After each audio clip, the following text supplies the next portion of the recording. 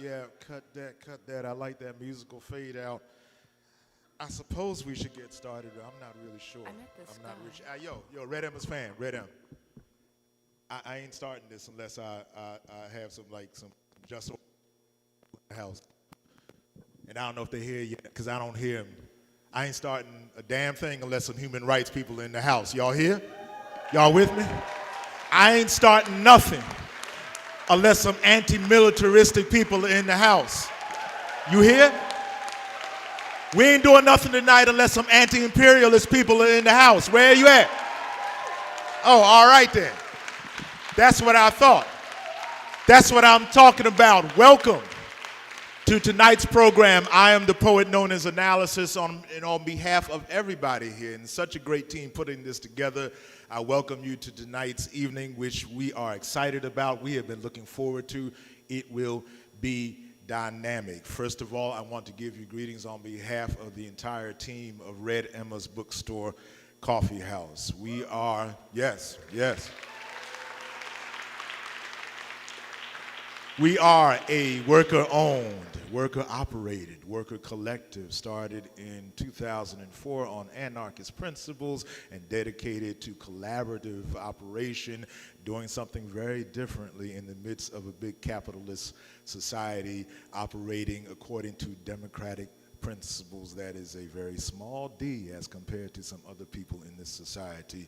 We have opened a new location at 3128 Greenmount Avenue in the Waverly neighborhood in Baltimore, not far from here. We are excited. We have purchased 2 buildings that will be our permanent home. We have worked hard to renovate them, and if you have not been in there, you really must come and visit us. A beautiful space. The bookstore is still being renovated. That means that all 8,000 books are still yours for the purchase downstairs. The cafe is now open, and we are open from Wednesday through Saturday. Wednesday through Saturday, the cafe from 8 in the morning until 10 p.m. in the evening. You want to get your last food orders in by about 9:15 or so. The bookstore is open Wednesday through Saturday as well from 11 a.m. to 7 p.m. in the evening. It is a dynamic collection. Those of you that know, you know. So tell somebody, bring somebody. We have brought just a tease. Just a little bit of inkling and smattering of our books up here tonight so that you can go and get Chelsea's book if you don't already have your copy from the back. You can also get some other things to take along with you, especially as relates to the subjects that we will be addressing this evening. I want to also welcome you to this space. It's a very special place called 2640 Space, the 2640 Space here in St. John's United Methodist Church. 2640 Space is a non-commercial worker collaborative group offering event space to grassroots organizations that is accessible, that is affordable, giving an opportunity for groups focused on justice and human rights and transformation to have this type of very special space that obviously we need. So, first of all, I want you to make some noise for 2640.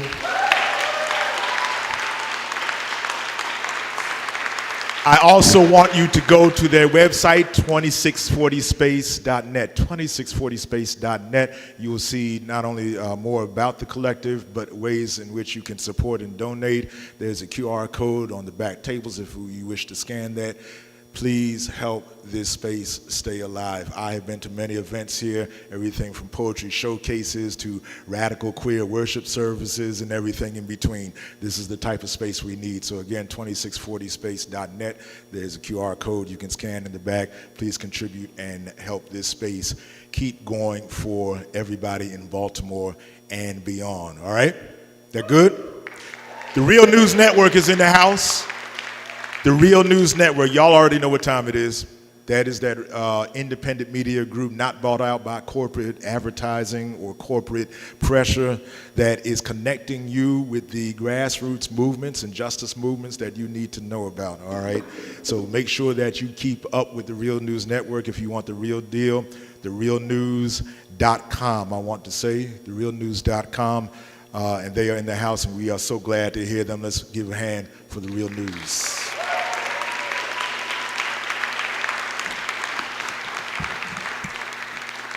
Just a little bit about what's going to happen tonight. Of course, in a few minutes, we will have a wonderful discussion with our guest, and it is going to be led by a very dynamic brother whom I will introduce in a few minutes. But after that discussion, after we really hear in depth about the memoir and hear them go back and forth with some very provocative questions and interesting questions to get us into the topic, then we will be taking questions from the audience. You see a microphone set up here in the aisle. After the discussion here, we will take a very limited number of questions, There are many of us here, we all have thoughts about this, as we should, all right? Unfortunately, we cannot take all of the comments and questions, so there are a couple things about that. One, please understand that if I cut off the line at a certain point and it's right in front of your face and you say analysis, why in the world are you not letting me get to the mic? It is not because I don't like you. No, I love you and I'm so glad that you're here. It's just that we have to cut the line off at some point, and we're probably only going to be able to take a few questions as it is, all right? So please don't be upset. It is nothing personal if I have to cut the line off, all right? Secondly, if you are asking a question, we ask that you keep that very truncated and very to the point, because we do not have a whole lot of time for the questions. We certainly invite diversity of questioners, all right? We certainly invite diversity of questioners demographically. You know what that means, all right? So we'll be looking for that also. Is that good with everybody? We on the same page with that? All right, excellent, excellent. Looking to my team, I don't think I have forgotten anything, any crucial announcements. If it is, my apologies, but don't worry. There's a whole team of people that you can talk with for assistance and help and get some more information as the night goes along. We are going to be talking about some very serious subjects this evening, by definition of talking about war, of talking about heterosexism, of talking about imperialism, and all of the things that we're going to get into. So please, as the evening progresses, do take self-care.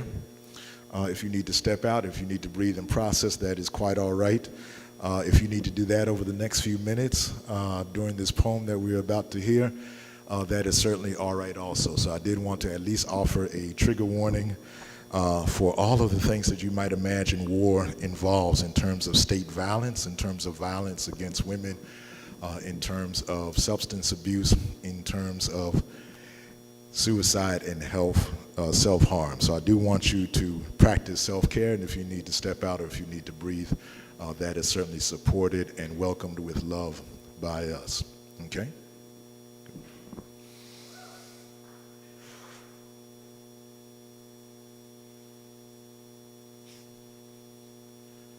And tell me, when you kill her, what will it feel like? Will you delight in the touch of your finger against the trigger that dispatches death to one designated discardable due to her presence in an enemy combatant zone?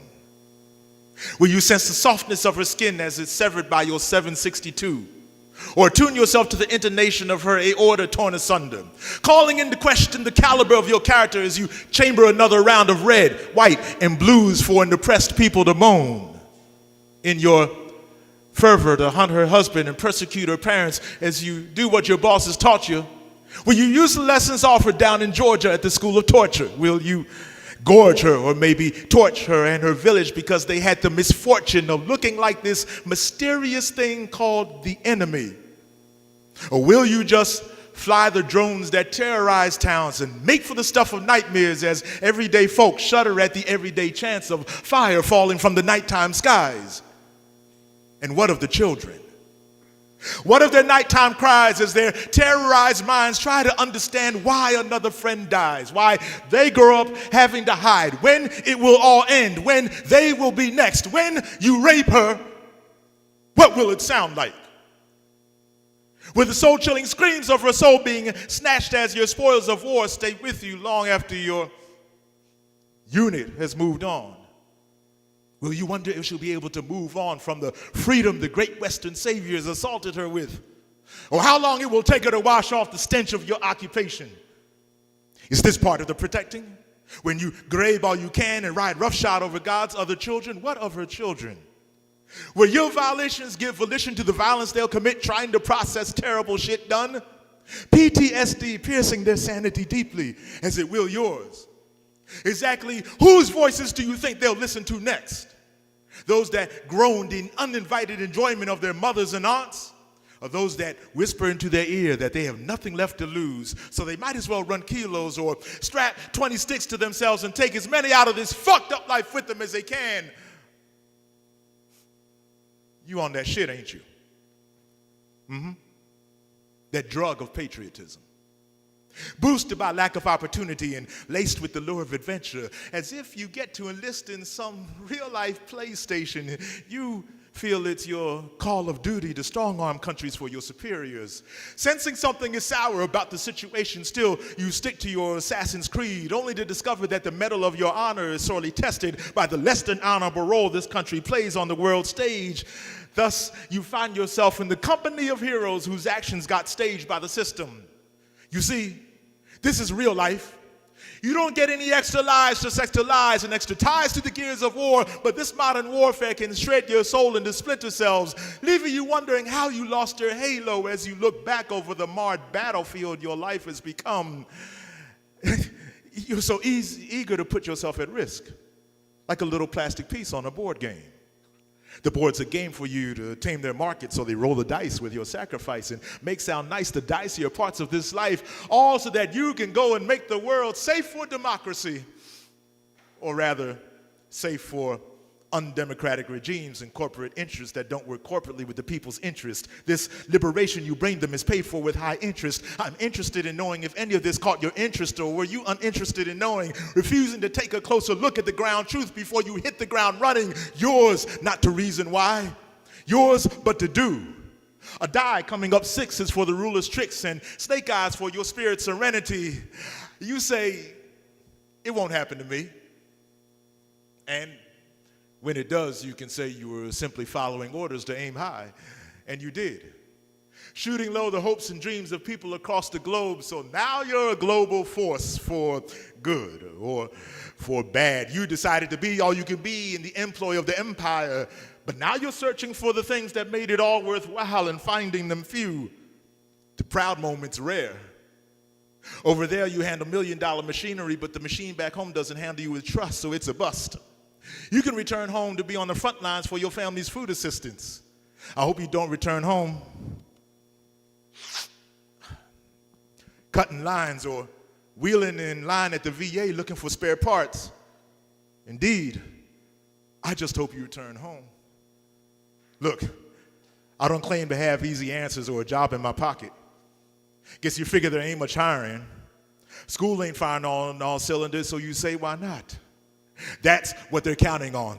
People of color and poor whites to give up the fight and give themselves up to fight. Right. I know we all have service people in our families. We love them very much. We're very much love for them not to be taken from our families or to take others from theirs. I'm aware some of my own support branches down from the branches and from the making of arms, but that doesn't mean I can treat this at arm's length. So I'm arming you with ammo to make an informed decision before you choose to be uniformed into uniformity. This military-industrial complex is making life complex. So at the risk of your being vexed, I offer questions you must consider before you consider the taking of others' lives or possibly your own. Will you own your path or merely march down one on orders to disorder another's? Young brother, I'm not trying to run your life or cause unnecessary strife, but I'm just wondering, when you beat her, what will she cry like? Will she shout shrieks of terror, shocked that the man she wedded is now wedded to embedding his fist in her, your bedding now a battleground brought home? Or, in hushed trembling, will she stream the slow, steady, almost quiet tears of a woman quietly resigned to this new prison of her life? Her personal Guantanamo, where she's force-fed fear, seasoned with memories of what used to be that keep her caged in a deranged domestic detainment. A part of you will die over there, and you'll try to drink away the damnable parts that didn't. But all you'll cause is dread in the domicile where happiness is dead. Will you remember your happiness when you first knew you loved her? Her smile when you blew your first kiss? Now your blows don't miss. You've blown your bliss, shelled all of this into a shell of what you had back then. Son, what of your children? Will your son learn for you how to disable an opponent, even one dearly beloved? He'll want to grow up and be in the strike force like daddy. Will he strike with force like daddy? Landing shells upon a woman he'll reduce to a shell? Will your daughter be shell-shocked into shelving her sense of self-worth and succumb to the hell some similarly sick bastard will sentence her to? Salute the God within before you salute the gods of war. And think on these things before you sign on the dotted line, just above the perforation of your soul from its peace, recruitment.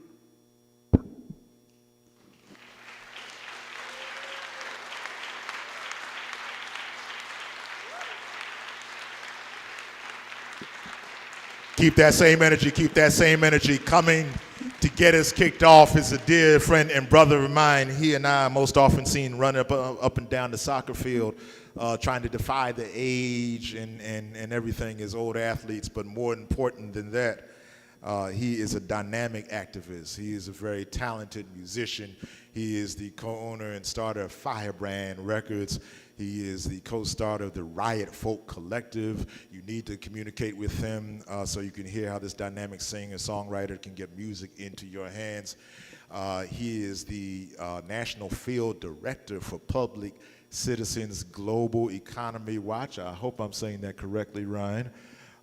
And does so very much more, and he's going to lead us in our conversation this evening. He is a former member of the Red Emma's Collective and always and forever Red Emma's fam. My friend, my brother in the struggle. Y'all make some real radical Red Emma's noise for Ryan Harvey.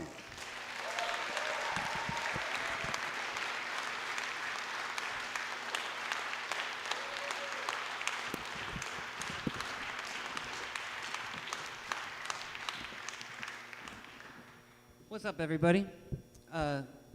Thanks, y'all, for coming out tonight. I'm just going to tell a little story. So back in 2010, in this room, maybe some of you were there, we had this event. We had 3 war resistors speaking. So former members of the U.S. military who had either refused orders in the field, who had deserted the military, or who had become conscientious objectors. And we had this panel talk with them. And it was good, you know, a couple dozen people. A couple days later, this video starts making the rounds online of a U.S. helicopter shooting a group of people in Baghdad. And I get an email or a phone call from my buddy Josh, and he's like, "Hey man, did you see that video? Josh had spoken in here that night." I was like, "Of course I saw that video." He was like, "That was my unit." And I was like, "Are you serious?" He's like, "Yeah, that's my unit. The soldiers that respond to the shooting on the ground, for those of you who've seen the video." He's like, that's everyone I served with." I was like, "Josh, we need to tell this story. You know, the Pentagon's going to be telling their version of this story soon." And he's like, "Okay, how do we do that?" And I said, "Let me call up Mark Steiner." For those of you who know, I don't know if Mark Steiner's in the room tonight. Mark Steiner interviews Josh on the radio here in Baltimore. Josh puts the recording on Facebook, and a few days later, he's like, "Hey man, another dude from my unit wants to speak. He heard the interview I did." And Josh and Ethan didn't get along very well in the military. So he puts me in touch with this other guy, Ethan, and we're getting him prepped to talk on the radio, Democracy Now! And Ethan's like, "I'm the guy in the video that pulls those children out of the van." For those of you who've seen the video, you know what that means. He got in trouble for that, for saving these 2 children's lives in Baghdad. And he never thought he would see that moment from another perspective aside from his own. And here it was looking at him in the face. And it kind of flipped his life upside down, for good and bad. But he became a really involved member of the anti-war movement after that. He was able to reconcile with an event he experienced from a different perspective. And while that was happening, while we were having these conversations on the radio, no one knew who was responsible for that video making it to WikiLeaks and then making it to the media. And Chelsea Manning was still in Iraq and hadn't been arrested yet. And that was one of the first things that she leaked that was published. And it was very quick to see how significant the rest of the things were going to be when they came. And tonight we have Chelsea Manning in the room with us. So I'm going to welcome her up to the stage.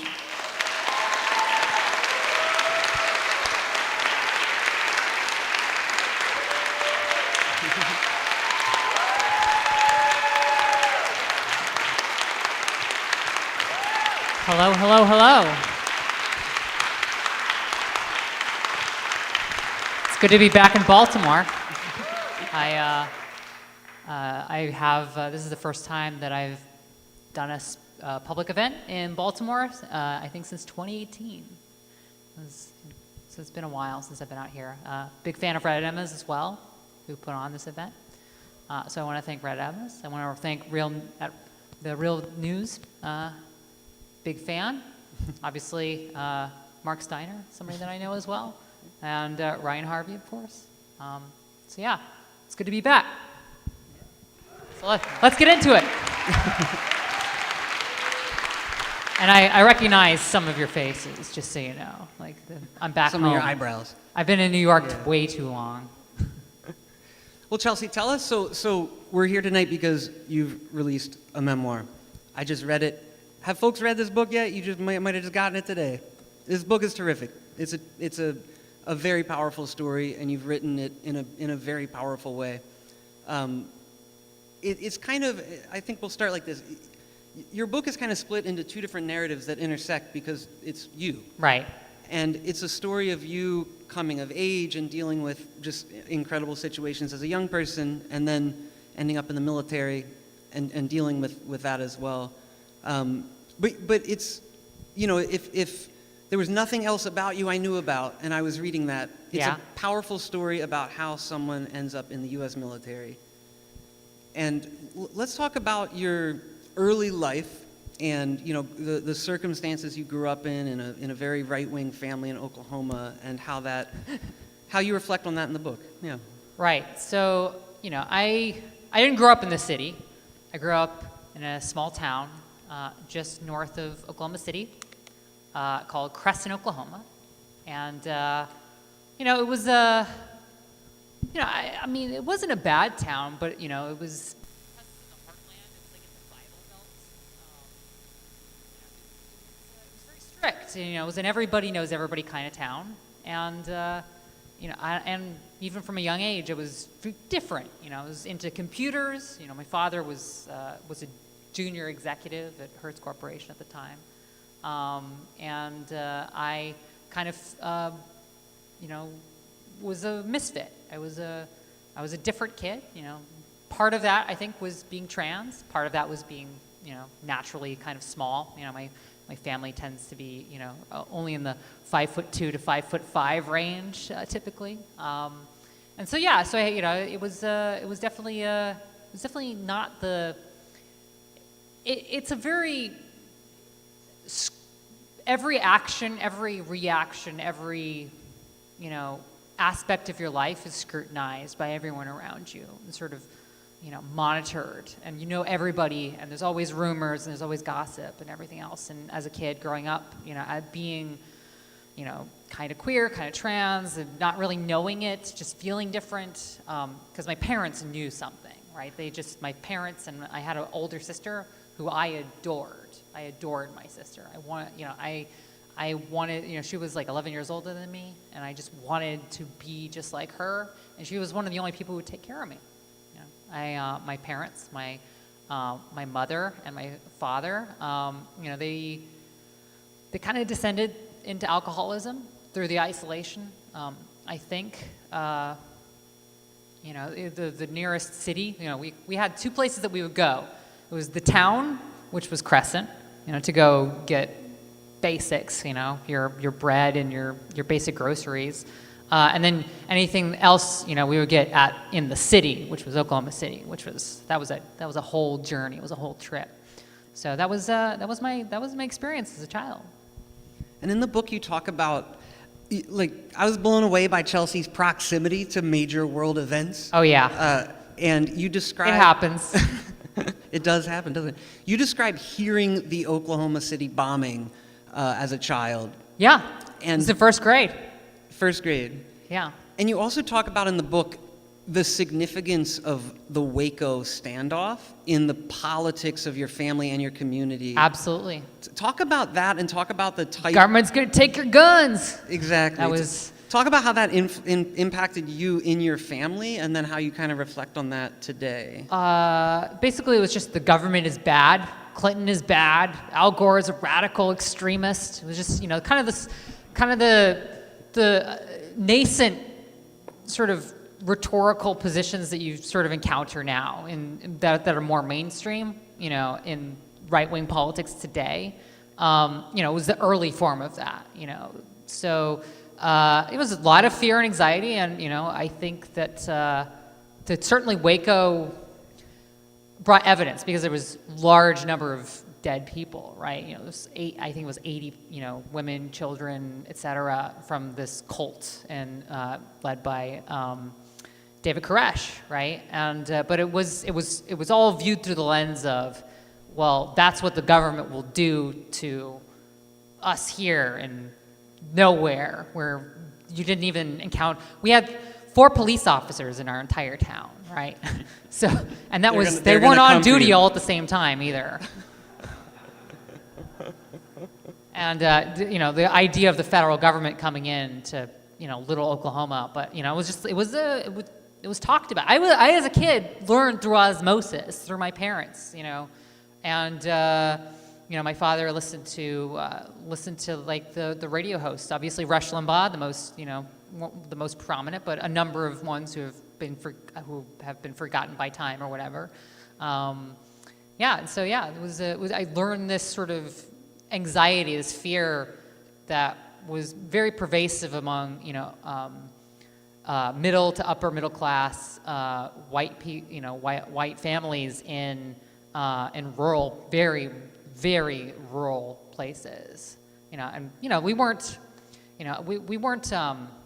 we lived in a house, so that was like a big deal in this town. So like I lived in a 2-story house, and there were trailer parks. This was the majority of my town was fairly poor, and I didn't understand this as a kid. I didn't really understand that there was a wealth disparity in the fact that my father had property, it had acreage, we had a ranch, chickens, etc., and my family, and then I had a computer, which was in the early 90s. Having a computer in your house, let alone your bedroom, as a kid, was just, I didn't realize this. It was just felt so normal.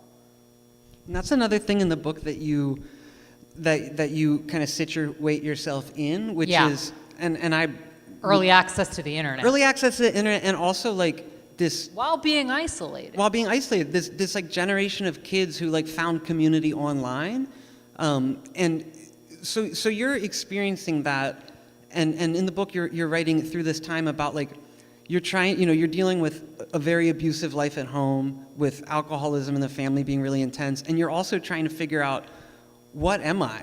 Like, what is my, am I gay? Am I, right? Which was bad. That was the bad word, right? Everything was gay. Everything that was bad was gay, right? Oh, that's gay. That's a gay bag, And I did, and it's actually funny because I talk about this in my book, I didn't know what these words meant. They were just bad, right? Like it was like I remember that there was this one kid on the school bus who would just ask me again and again, "Are you bent or crooked? Are you bent or crooked?" I didn't know what it meant. I still don't know. And I don't think they did either. Yeah. Did you ever figure that out? Yeah, I think so. Yeah. I think I learned what it meant. You can't tell us the answer though, because it's. Yeah, it's in the redacted part. It's one of the redacted things. Yeah. So we had to slip some humor in somewhere. So. Yeah. This is an intense book. It was very intense to write. I just want to add that. There was a lot of moments where I was just like, I couldn't even look at the pages, to be honest.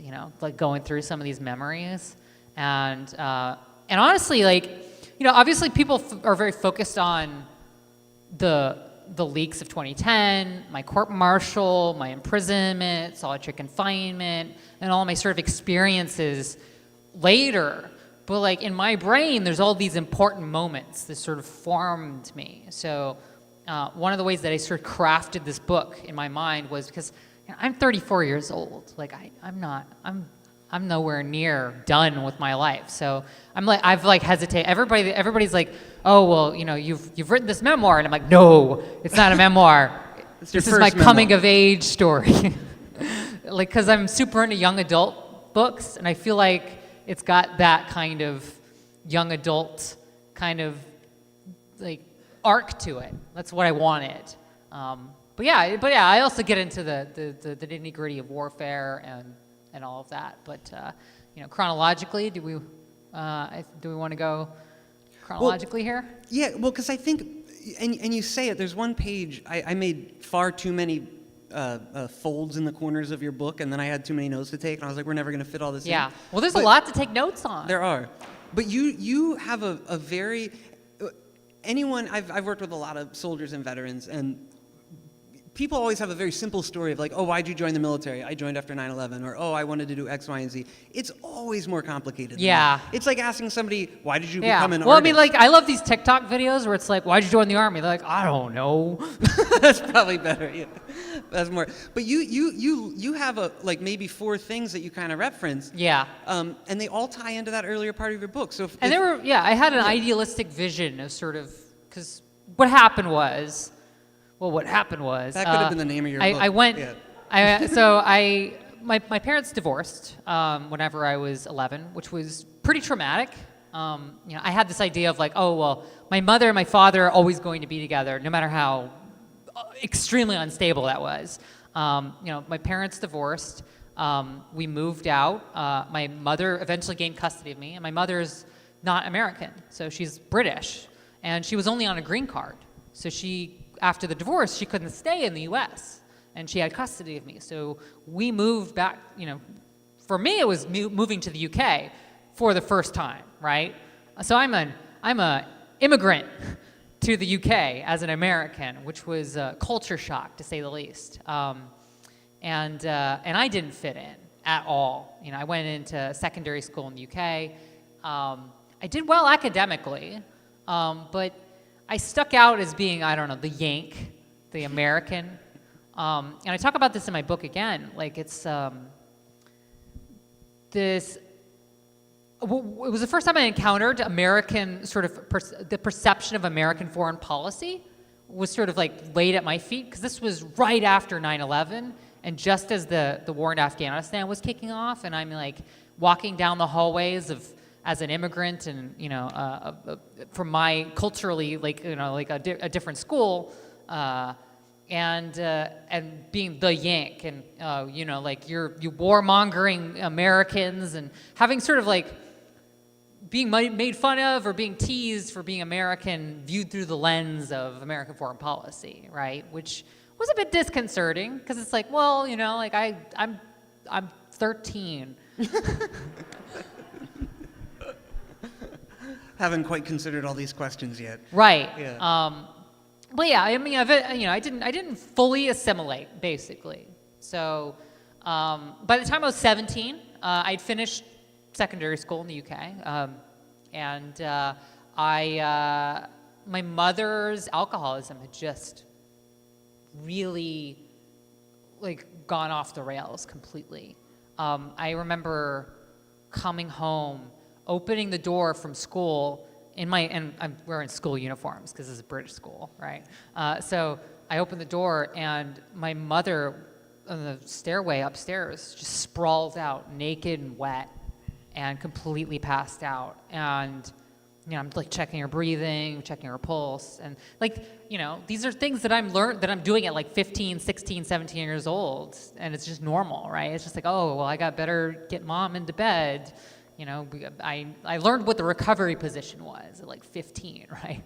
So, you know, it was just, you know, I needed to get out of there, and because I didn't I knew I was going to end up in basically a codependent relationship with my mother, where I would have to take care of her.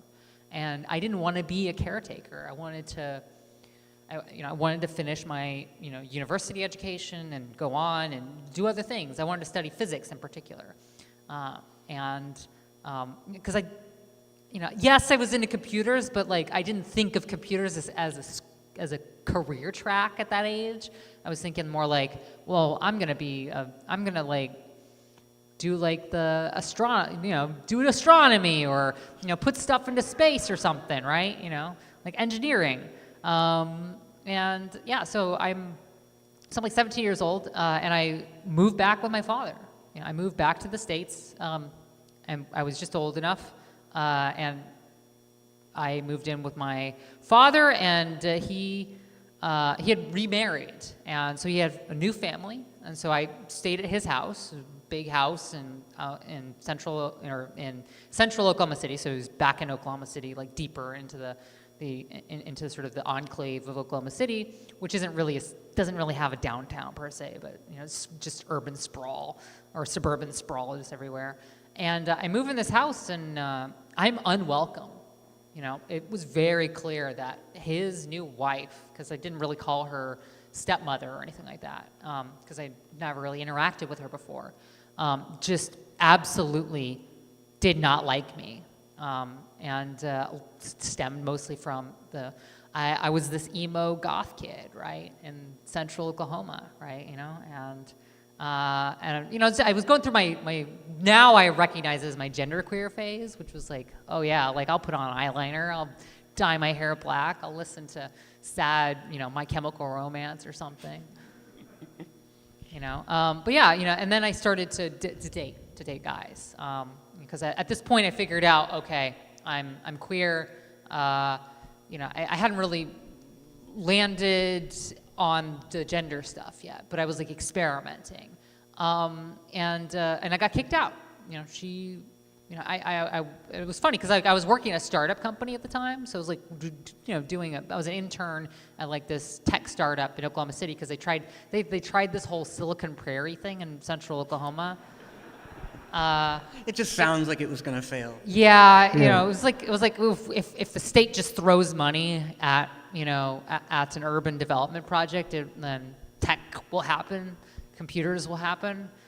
Didn't quite work out, but yeah, I worked for this tech company like in central Oklahoma or in Oklahoma City, but yeah, I didn't have a place to stay.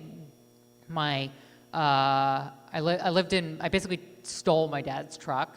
He didn't press charges against me or anything, but I was just like, you know what? Like, you kick me out, I'm taking your truck.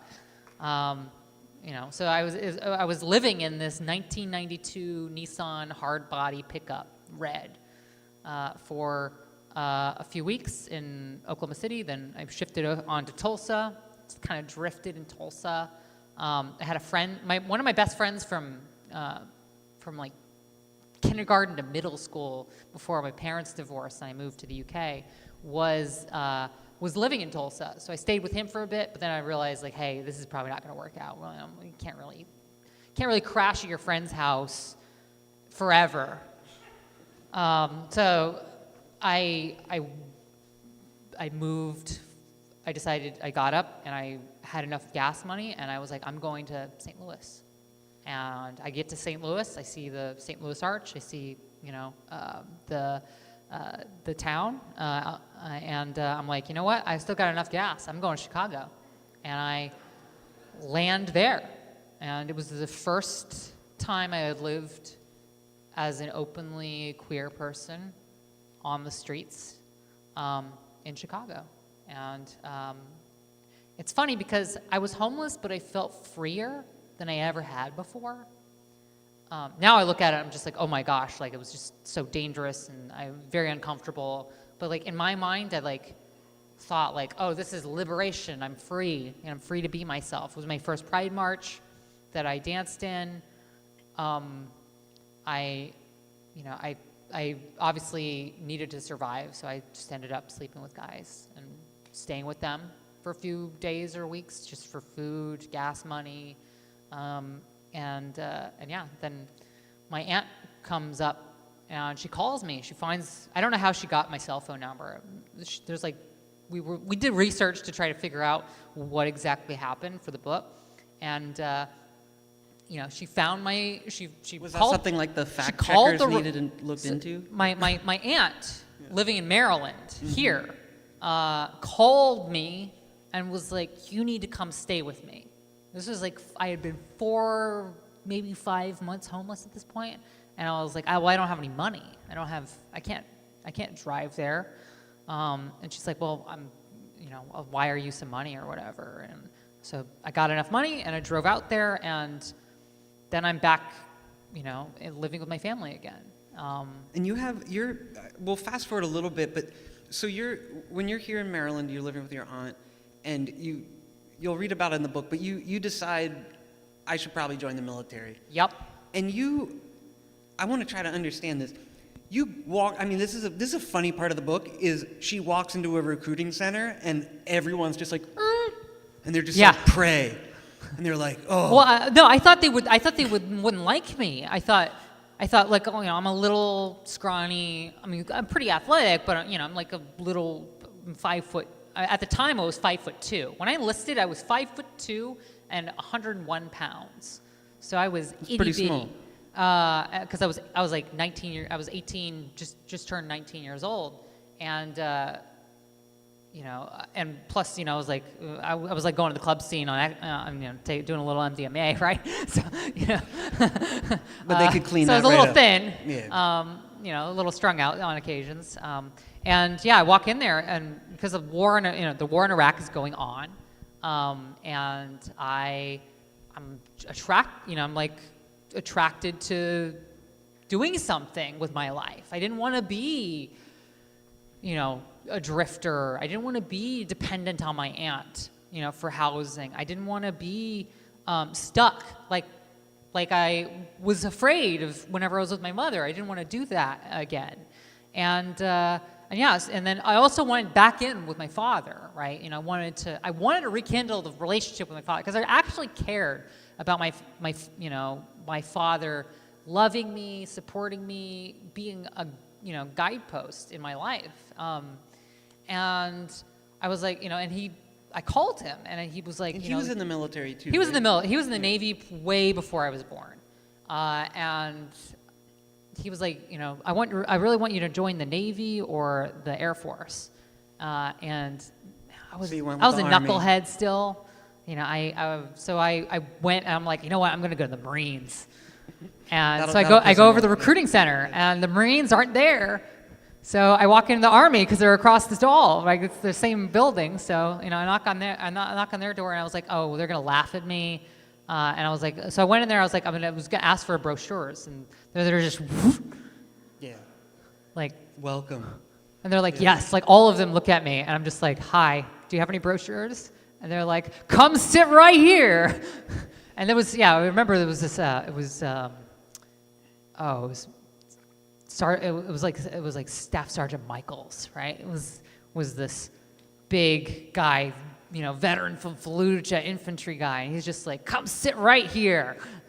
And I did, and I was intrigued, I was interested, and, you know, and also there was a gigantic bonus, because they're like, you know, like it's almost the end of the financial year, you know, this was like August, September, and they're like, if you enlist now, you know, you're gonna get a bonus. And I was just like, oh yeah, and then I rushed the process, and I felt a lot of pressure. I was like, okay, I'll get this bonus. I will rekindle the relationship with my father. Oh, by the way, I was seeing a therapist for, you know, potentially being trans, you know, thinking about hormone therapy, which was not available through insurance at the time, and You're like, so I'm this trans. confluence of factors. I'm on MDMA, and I'm 5'2", and they're like, it's fine. Well, no, I wasn't on MDMA at that time. Like, it was just, I was we thin. need soldiers in I was Iraq. thin from a little bit of experimenting, yeah. Yeah.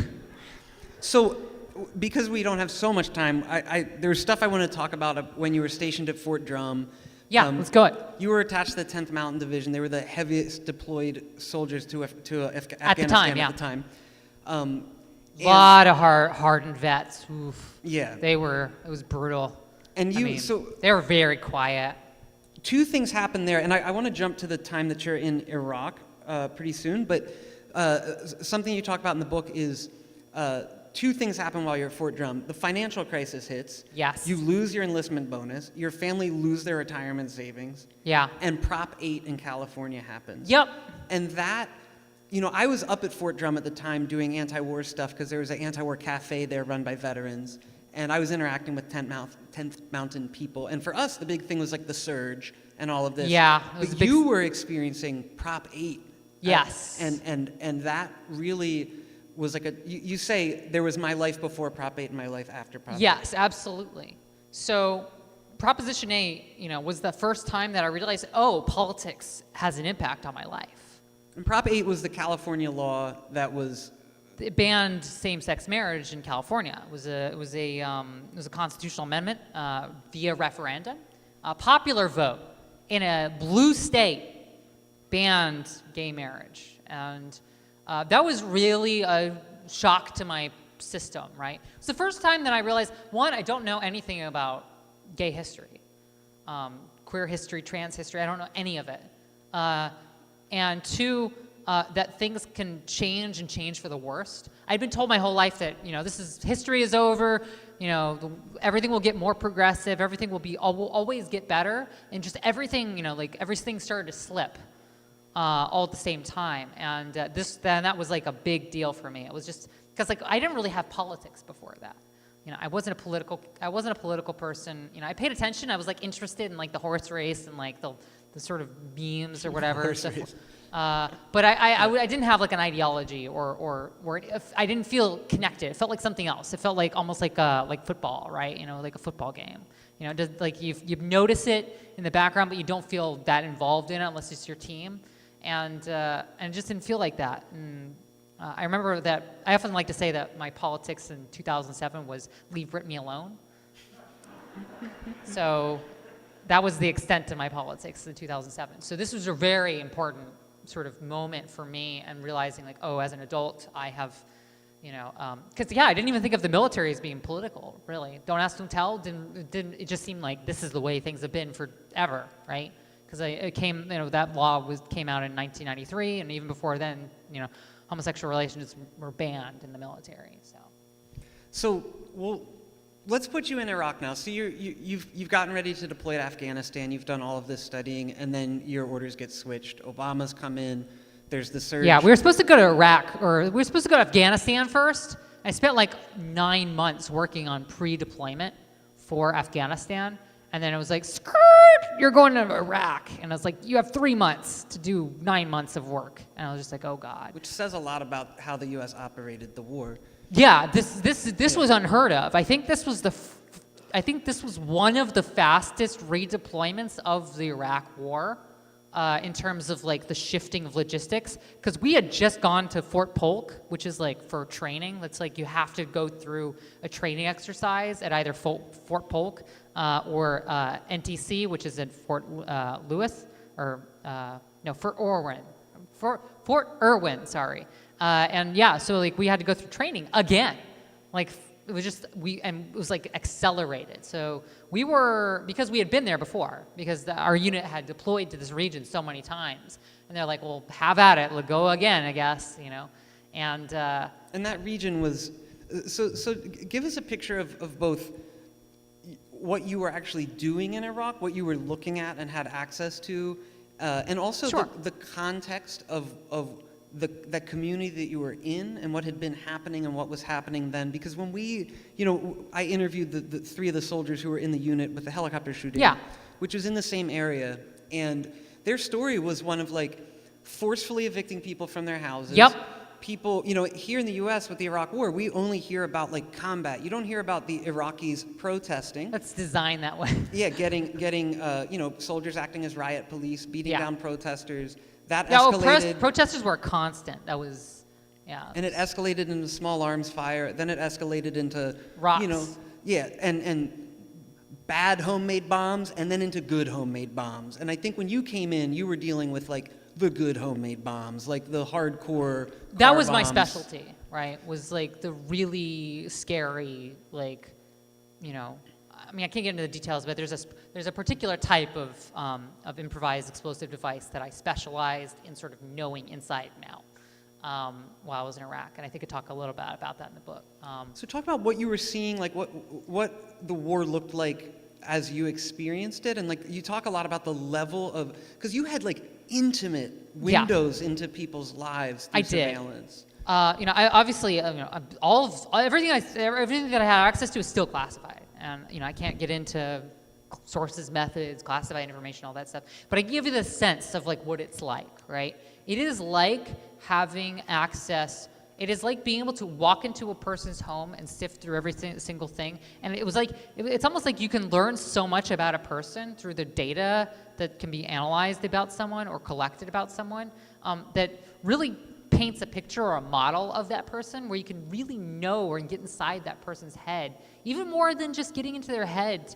You can know a person more than they know themselves. I truly believe that. You can pick apart a person based on data, the metadata, if you will, the sort of, it was messy. It was, I guess you could say it was the raw data then was kind of flawed, a little inaccurate, but we collected a ton of it, and it was refined and refined and refined, and we had tools, we had mathematical means in which we could flush out the sharpness of it. Imagine a picture and you see it's blurry, and then you click the button and it goes sharpen, sharpen, sharpen. That's what we were doing, but we were doing this with people, with sort of the intimacies of people's lives and people's movements and people's, and to do my whole thing was predictive analysis. I was a data science, I was what we now know as a data science, or I was what we now call data science, is what I was doing. And so I was using machine learning to learn about, or to train a model of what was happening in Iraq in our particular portion. We would excise a little portion of it and say, we want to know about this because we only have so much processing power, we only have so many computers, and run just gigantic amounts of statistics on that, right? We had server racks that were just churning out like noise and heat in our office, and we were basically building these early training models to make a weather report for what could happen in the future. And you talk about, I remember reading about this early during your trial, I suppose, but you talk about this in the book as well. There was a few incidents that were really notable to you. So I want to ask you, is kind of what led to you deciding, fuck it, I'm going to do something. But one of the things you mentioned is you're tracking, so you're in Iraq at this time where the U.S. is doing the, I think they called it the Salvador option, the Iraqization of the war. So like, we created this war for you, here it's yours now. Yeah, the status of forces agreement. The status of forces agreement. The SOFA, as we used to call it. We've brought in these guys who have a lot of experience in the 80s in Central America. And here, they're going to show you how to, kidnap journalists and get rid of dissidents and, throw money to the right places. And we use different words. Yeah, and you track some of this. You were tracking people who had genuine qualms with the Iraqi government. Yeah, they were essentially dissidents. They were dissidents, and they were being arrested by the Iraqi police. The federal police. The Iraqi federal police. So this is essentially the right hand of the interior minister. And they were being just funneled into the system, and under the guise of being dangerous or terrorists. Right. They would their paperwork would say that they were putting out anti-Iraqi literature or something. Anti-Iraqi literature. Right. That's amazing. And you would read it and you'd be like, oh, this is actually not, this is like some, this guy zine. doesn't like the president. Dude, this dude wrote a zine, right? And you raised this with your commanding officers. You were I did. I was, these people are got, well, here's the thing. I had this due diligence aspect of me because I wanted to know. Like I was like a detective. I just, if I was given a task, I would sort of not presume anything, and I would gather evidence and come to a conclusion. And it just came. I was just like, okay, let's take this literature. I'll take this over to a translator. So I went to the TERP, the interpreter, and handed it over, and just like, okay, can you tell me what this says? she said what it says. I'm like, oh, that's a zine, right? And yeah, then I was like, oh well, dude, this is hard. I was like, sir, this is not anti-Iraq. This is not insightful or inciting or this is obviously I've read terrorist propaganda. I've read a lot of it. I mean, the scary amount of it. And this was not that. It was pretty tame material, but it was against the current prime minister, and of course the Iraqi federal police were the right hand of the interior minister, who was the right hand of Prime Minister al-Maliki, and who was one of the fingers of George Bush. Bush. So I was like, oh, what? Yeah. I was, it like clicked in me. I'm like, oh, this is a political crackdown. That's happening, and we have evidence of that. It's pretty clear. So sir, I think that there's something else going on here, and maybe we should re-examine this. And he was like, no. He was very just adamant. like, shut it. And he's like, you're digging into places where you shouldn't, basically. And I was just like, well, that's my job. You asked me to, sir. You asked me you asked me for you wanted more information about these 15 detainees, and I gave it to you. And here's the information, sir. And then he was like, this is not what I want to know. And I'm just like, I mean, one of the most frustrating things as an intelligence analyst for me, and being one that had a kind of scientific approach, I was obviously trained very early on to be a physicist, is that I never really had a conclusion. So then whenever I would give a conclusion that wasn't what the officers wanted or expected, like politically, then I would encounter resistance, or they would read into it the wrong way. And going back to the data science part, right? There was one of the scarier things that I sort of did in my job, and that sort of is a precursor to the world that we live in with with machine learning and algorithms, like in every aspect of our lives now, is we would do this analysis and come up with a weather forecast of essentially what's going to happen in this particular area. But we weren't immune to this, right? It wasn't one side that we could predict. Using the same data sets, I was able to figure out, there's more to this data set, by the way, than what's out there, right? It was, there was a lot more, there was actual intelligence information, a lot more, refined information that was in these sort of models that we were building.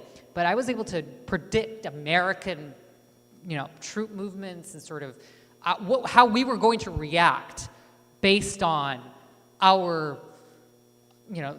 based on the reactions of the enemy, essentially, with our own actual intelligence, the full set, the full gambit of information, not just historical data, and really, and then I started to see we're the cause of these feedback loops. We go into an area, there's resistance to that, we crack down on the resistance gets way out of control, and then there's a massive crackdown. I just saw this model play out again and again, and it was you could literally math this out and create a model for how everything would react. And I would tell my officer, I would tell my senior officers this, and I would point it out, and I'd be like, sir, I can also predict what you're going to do.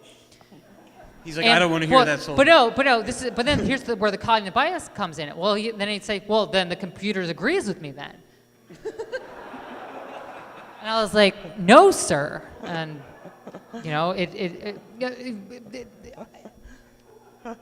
it was kind of, everything. It didn't matter how hard I tried or how long I worked. It was just going to fall on deaf ears. And you talk about so when you describe you're starting to you have access to this crazy amount of intelligence and data, but it's also sort of comically easy to access and no, some of this information was not easy to access. Some of it, but some of it, right? You say that it's not what's out. It's not what it has nothing to do with the 2010 disclosures. By the way, yeah. It's much more sensitive. And they but one of the things you talk about is how they determine what's classified, then and now, but you use this term, the thing, and you say yes. I just wanted people to see the thing, the model, essentially. right? You know, because like I see it in my brain. I still see it. I see all of the interconnections. I'm a very visual. I learned this. There's this funny tweet that I wrote earlier this year where I posted, and I was like, I just learned that, you know, people apparently have actual voices in their head. They that talk. You know, I'm just like, oh, I just have pictures. I just see like all these different things, and so I have this model or this like understanding of, based on the data that, you know, we were working with, I could just see, I could visualize how things were playing out. I know that's the thing, right? And then how it connects to this bigger picture. And I think that you can begin to understand these interconnections and interrelationships that make up the military-industrial complex, that make up, you know, later on I would learn the prison-industrial complex, quite, you know, and the intersection thereof, and all of these different nation states and diplomatic relationships, and how it all interwove together to really paint a picture for how not just how the war on terror started, because obviously that stems from little bit earlier than 9/11, you know, like the mid-90s, I think, is sort of the precursors of this, and then after 9/11 you have the invasion of Afghanistan, but like how it became this all-encompassing sprawl in which so many people, contractors especially, would benefit from it, and how the U.S. would essentially twist the arms of different nations to, you know, using different mechanisms to exert, you know, power and influence over significant, you know, and have significant impacts on the political stability of entire regions, right? Just by sort of tweaking, you know, the economic relationship status, right? So, because we only have a few more minutes left, and we're going to have a lot of time for Q&A, there's lots of stuff we haven't gone into. But just get to the big stuff. Yeah, so we haven't even talked about prison. the leaks yet. Solitary confinement. So I was going to ask you just maybe to, like, what, because I'm kind of obsessed with this question of, like, at what point do soldiers refuse orders? At what point does that transformation happen? Oh, there's a chart. There's a PowerPoint slide that they give you as to, like, the legal in the military. In the military, yeah. You know, they're like, well, you know, if it doesn't meet this criteria, but it doesn't matter. But for you, what would you say was it when you reflect and when you were writing the book? Like, what made you grab that first file and say, I'm going to give this to somebody? It doesn't work like that, you know. It's for me, it was what was bothering me was more than anything else was I considered myself a pretty educated and, you know, aware citizen, you know, as a civilian prior to, and in my years training up to, and, you know, in being in the early parts of being in the military, and all of that was useless. What I was encountering was a completely different reality. The reality that we now know and understand wasn't there, and it was this, you know, like we have this sort of 20/20 vision, or we, you know, like, you know, hindsight is 20/20. We have that hindsight now. We can be like, oh, well, of course, this is what happened in, you know, during this time period. But that was starting to go away. You know, there was obviously people who were critical of, you know, the Iraq War and the invasion and all the rest of it. But, you know, I didn't really have a sense of what was going on. And then I saw it on the ground, and I'm like, oh, this is what's going on. This is what people are talking about. This is what people are not talking about either, because it's traumatic stuff. And seeing this vast chasm of understanding, that's what was a primary driver, and I needed to find some peace in me for that, you know, for because I there are many times in my life that I just remember, like, oh wow, like there was a point in time whenever this bothered me, right? And you know, people often ask me about regrets, and sometimes I'm like, you know, I sometimes wonder, you know, how much I would have regretted not, you know, for my own, you know, just sort of my own conscience or whatever. But you know, but I also don't view it through that lens, right? And you know, you can't go back and change the past or anything. It would be a different person making different decisions. So, you know, it's deep stuff.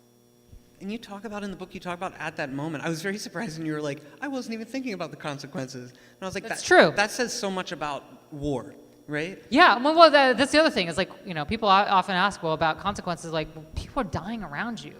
Like, there are consequences happening in front of you every day, right?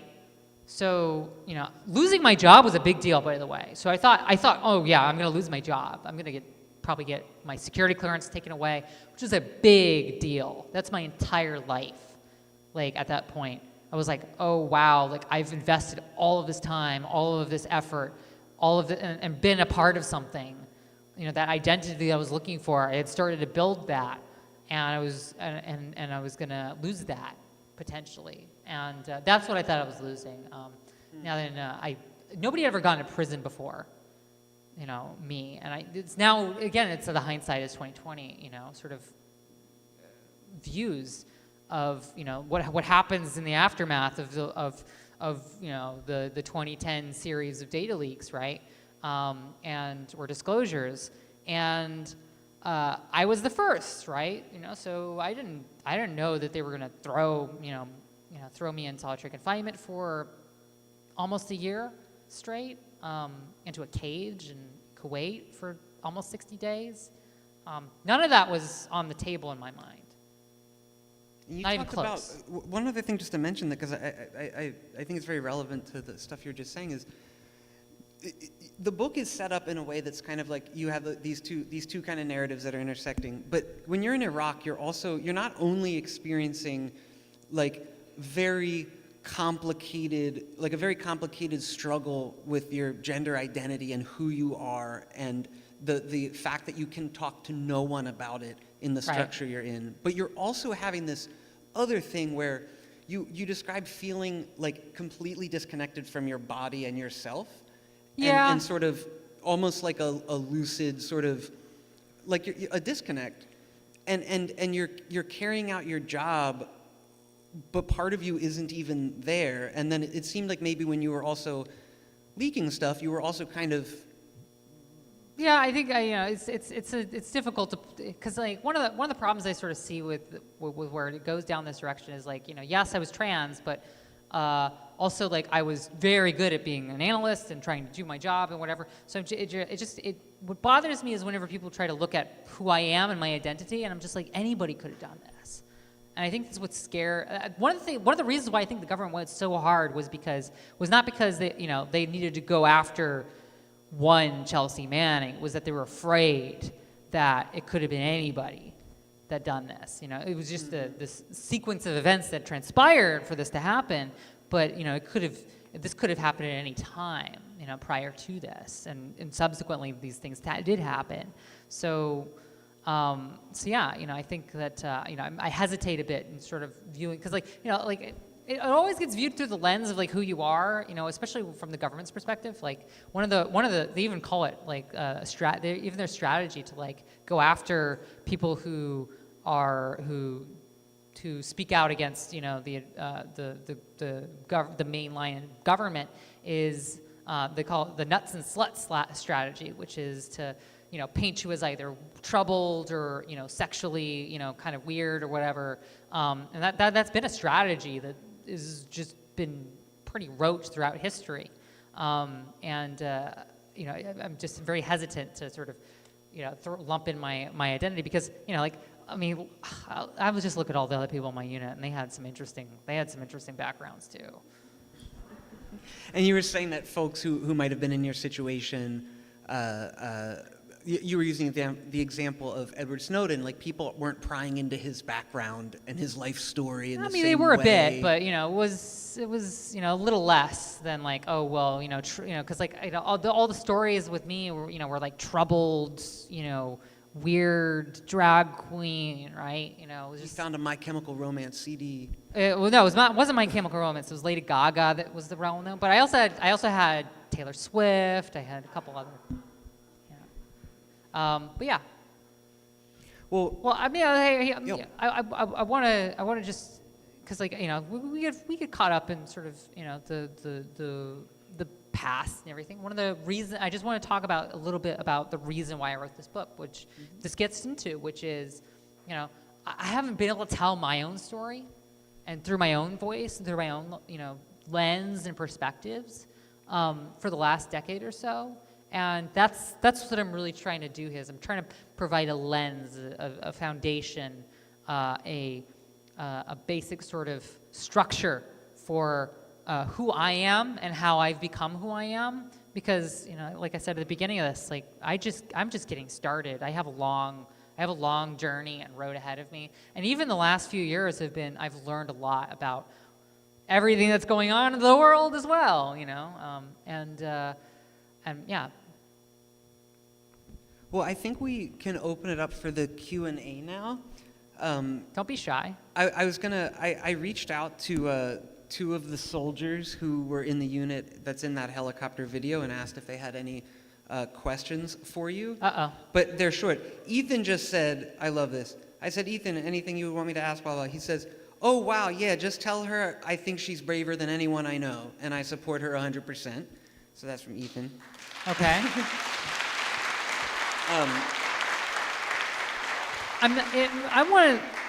I'll comment on that a little bit.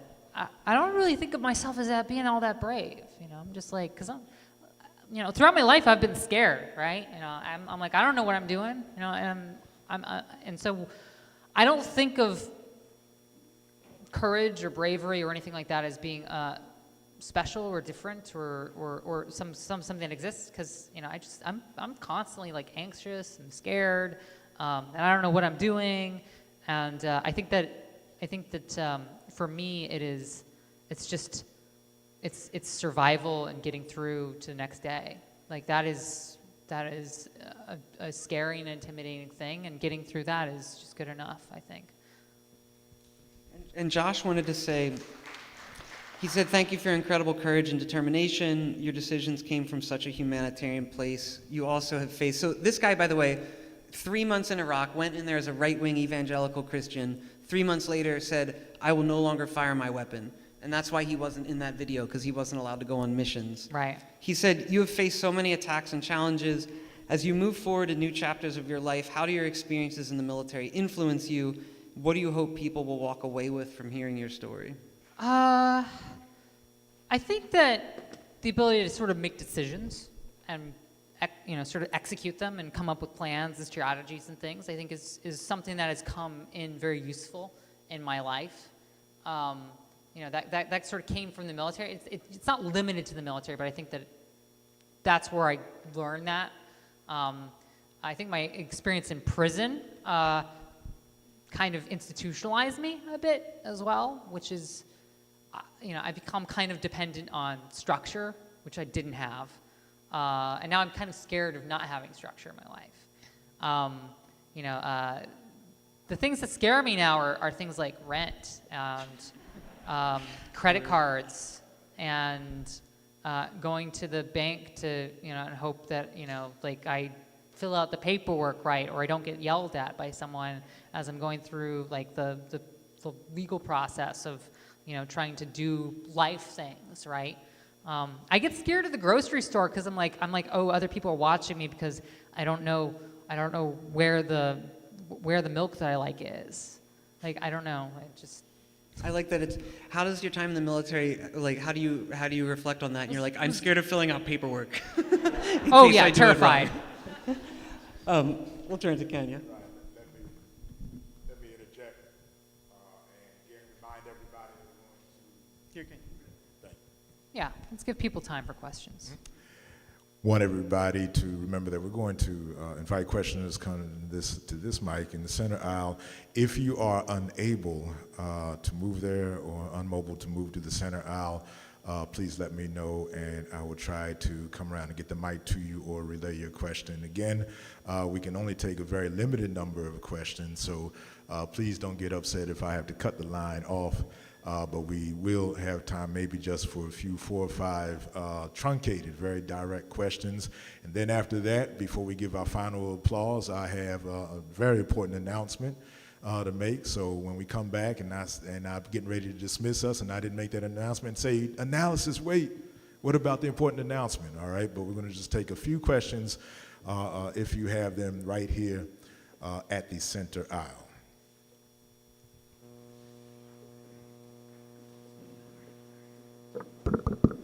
Hi. Hi. I'm just maybe speaking to what you said about the thing. What do you fear about what the military sort of, how it deals with big data right now and today? I think the context is very different. You know, the United States is no longer the foreign policy behemoth that it used to be. It's kind of slipping back. We're in sort of a period of time where now what scares me is the more domestic stuff, right? It's more the boomerang effect, as it's called. Some people call it, where it's like where all of the tools of warfare come home and they become, metastasized as practices through policing and, business practices and the privatization of these sort of tools and mechanisms and things. That's one of the things that I think has alarmed me about this era, is that it's no longer, the militarization of police directly follows the sort of military occupation, the peaks of the military occupations of Iraq and Afghanistan. And I think that's been continuing. Obviously, this has been a huge issue here in Baltimore. This has been a huge issue across the entire country in the last 2 years. Sort of the scary power that police have over, especially especially any kind of minority group, people of color, immigrants. That's where it's really it's all these tools, all these tools and methods that I just see implemented by the NYPD now, right? That weren't there before. Maybe the relationship was asymmetric then, but now it's so highly skewed because of the militarization of policing. Where officers now have body armor and tactical military grade weaponry and all these experimental tools, and also it's just sort of the instability that we've been experiencing seems to be driven by seems to be driven by a more data-driven world where everybody's sort of in these social media bubbles. And I think that the context has changed, and the U.S. is not really in a position anymore to project power. I mean, it will try to, but it doesn't have the ability to do what it was able to do 15, 20 years ago. It certainly doesn't have the UN mandate to do so, or there are other actors in the world who are sort of coming to have more assertive roles throughout the world. Next question.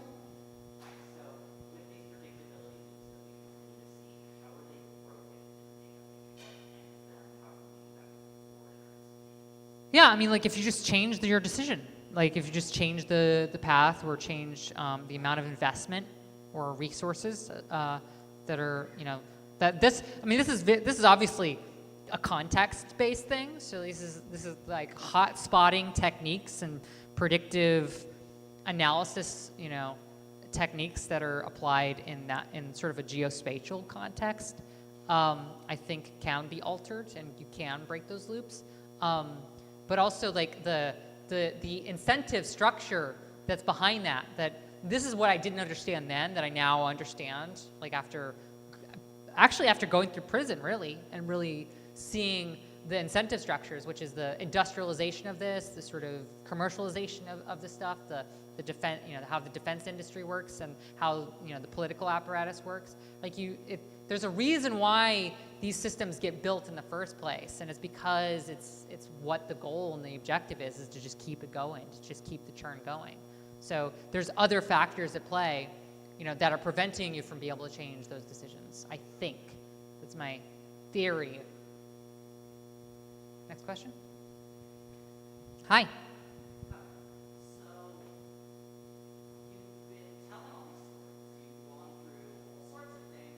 The thing that stuck out to me most, more than anything else, you're really funny too.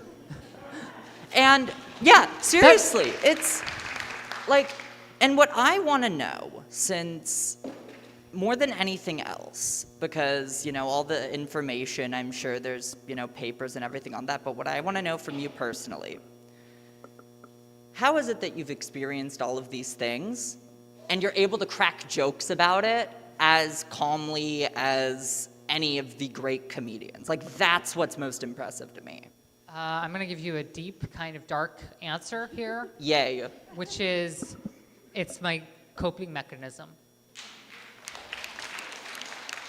It's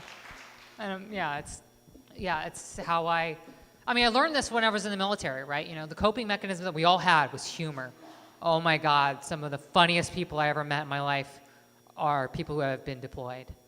And people who have been to prison as well, because it's the only way that you can sort of view the stuff is through the absurdity of it all, right? I think that's one of the reasons why the book Catch-22 resonates so much with me, is because it captures the absurdity of warfare just so, or any institution really, when it, you know, because like, you know, there's so many dystopian books that just kind of feel dry and empty, you know, like the quote-unquote Kafka-esque, the 1984s, but like Catch-22 just like, it hits me, right? Because it's funny, right? Because it's just so absurd that it's literally like, who came up with this stuff? We were talking about this before, whenever we were in the green room, about just how, you know, some of this stuff is just, you're just like, how is this happening?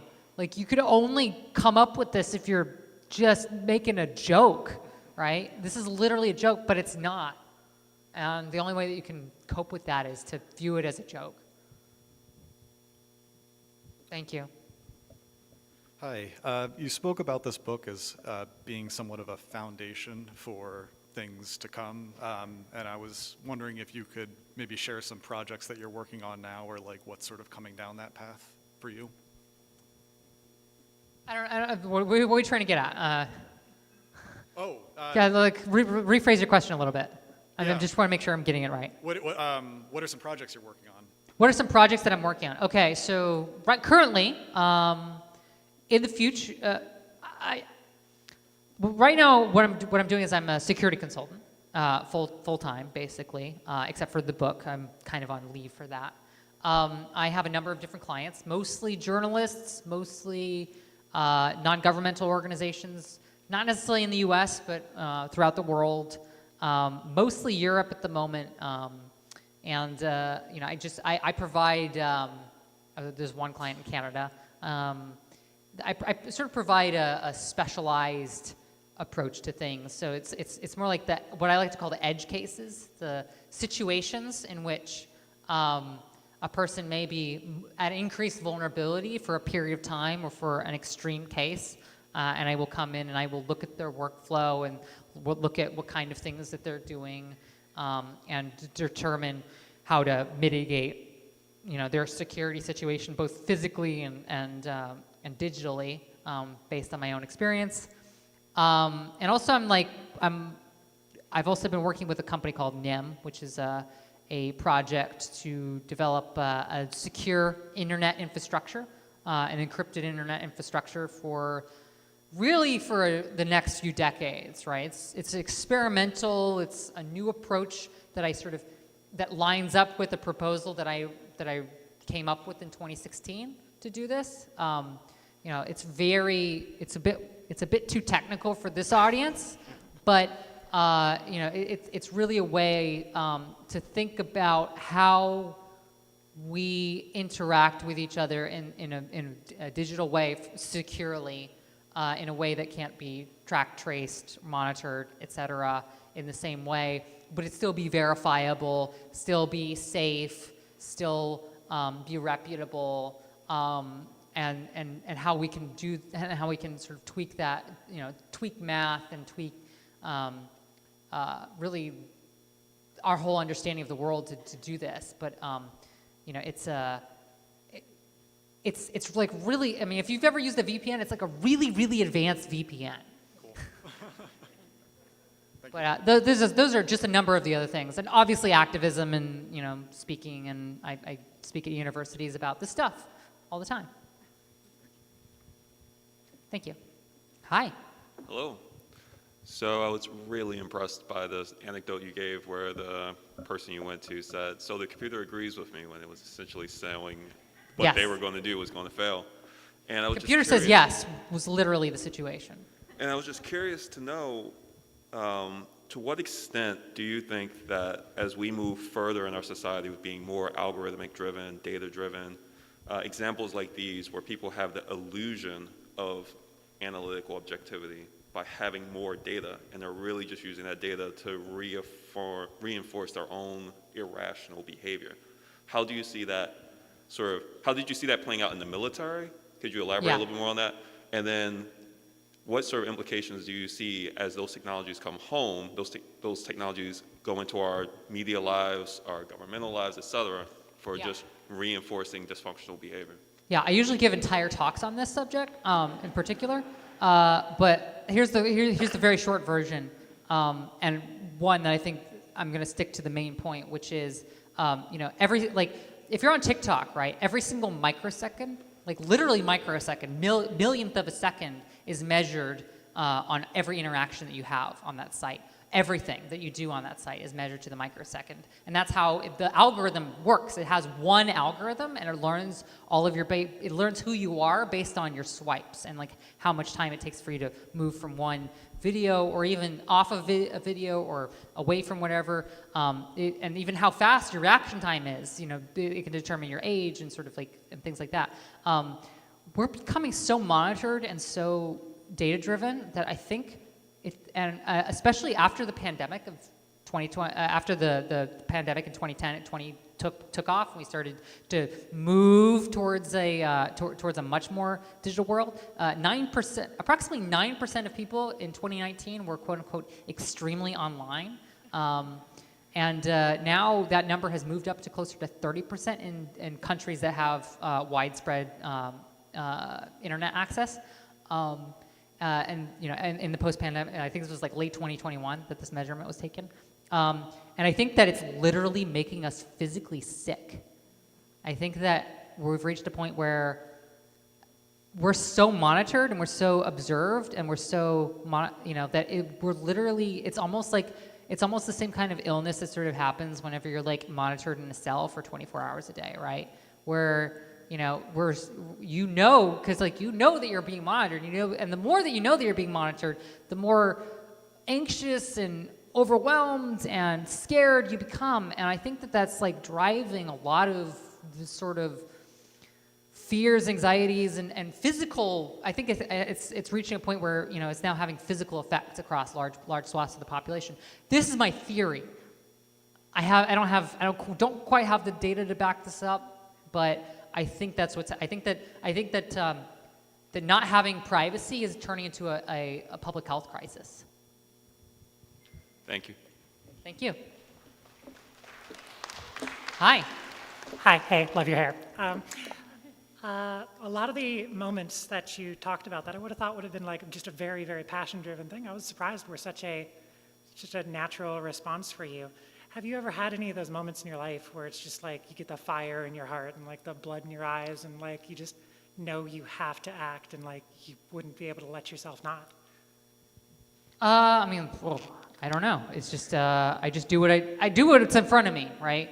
That's what I think it was a skill that I learned long before I was in prison or the military as well, being, quite frankly, like being houseless, which is, you don't know what tomorrow brings, so you work with what you've got right in front of you.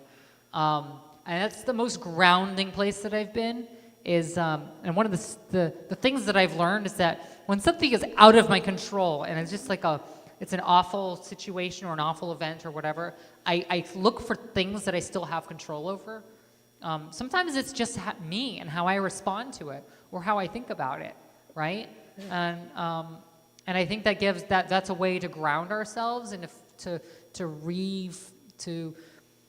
find that foundation inside ourselves to regain power in these situations. Thank you very much. Hi. I'm wondering if you have any general thought. I mean, you played such an important role in the history of journalism and the evolution of like transparency movement. I'm wondering if you have any general thoughts over the past 10 plus years of the history of how that's played out, and like, are we in a better place to understand this thing and like analyze that? Well, I and see mean, one of the things that I've been talking about a lot is this sort of shift, right? Like this is a time of its time. Like these events of the early 2010s are very much of their time, and now the difference between then and now, between 12 years ago and now is not so much. I mean, like frankly, I look at the Russian invasion of Ukraine, for instance, right, as an example of a war in which I, as a civilian on my laptop, have more access to what's going on in the Russo-Ukrainian war than I did as an analyst in Iraq, that's how data-driven we've become. That's how much data we have, and how much computational and algorithmic power we have now, and how fast information spreads, that now the biggest issue that we have in front of us isn't access to information, it's filtering all of that information, identifying what is real, what is misinformation, what is disinformation, what is accurate information, what is noise. Finding the signal and the noise has become so hard and so important now. And I think that's the biggest difference that we've seen and one of the biggest drivers to today's society today. Thank you. Thank you, everyone. Thank you to everyone who asked the question. Very good questions, and thank you for those responses. We apologize that we could not take more questions, but I hope that you will have an opportunity to communicate not only with Chelsea and Ryan, but among yourselves so that we can keep discussing and mobilizing on these important issues. I told you I had a very important announcement, and actually Chelsea said this evening that it was only in the course of the years that she began to look at the relationship between the military-industrial complex and the prison-industrial complex in this country and what policing in America is. I want you to come over to Red Emmers at 3128 Greenmount this coming Wednesday so that you can be a part of West Wednesday number 483. West Wednesday number 483. Many of you are familiar with the brutal police killing by 17 Baltimore City police officers and a security guard of Tyrone West in northeast Baltimore. His sister, Tawanda Jones, has mobilized an anti-police brutality effort that has been going since then, that has been meeting in person and during the pandemic online consecutively every Wednesday since then. So when I say this coming Wednesday will be number 483, that means consecutive weeks that Tawanda and allies, many of us, including myself, members of families of police victims of police killings, and many, many allies. And so Tawanda will be hosting West Wednesdays from the cafe at Red Emmers at 7 p.m. this coming Wednesday. It will also be live streamed over their usual methods in terms of Justice for Tyrone West and on the West Wednesday YouTube. But I do hope that you can join us live and in person so that you can ask questions, hear the interviews. I'll be interviewing Tawanda for a bit. And it's going to be very dynamic, and it's going to spur us for continued mobilization, and it really does directly connect Tawanda's with the still things going. you've been talking about. Tawanda is rolling strong, God bless her. Yeah.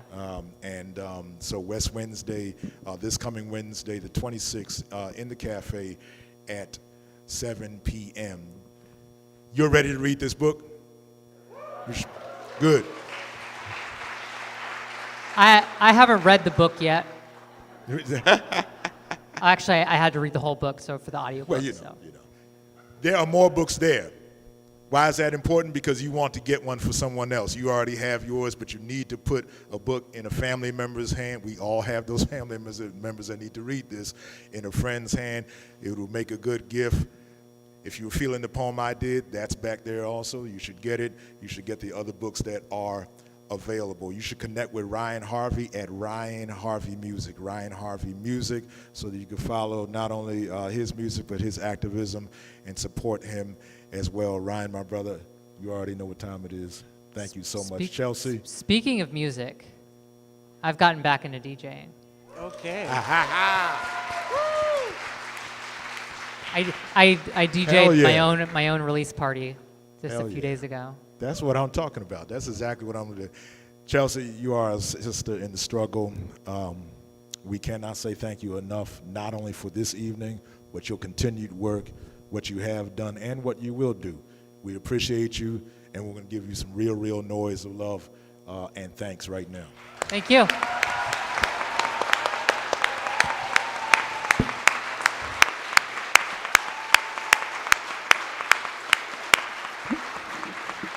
Be safe, be strong. A luta continua.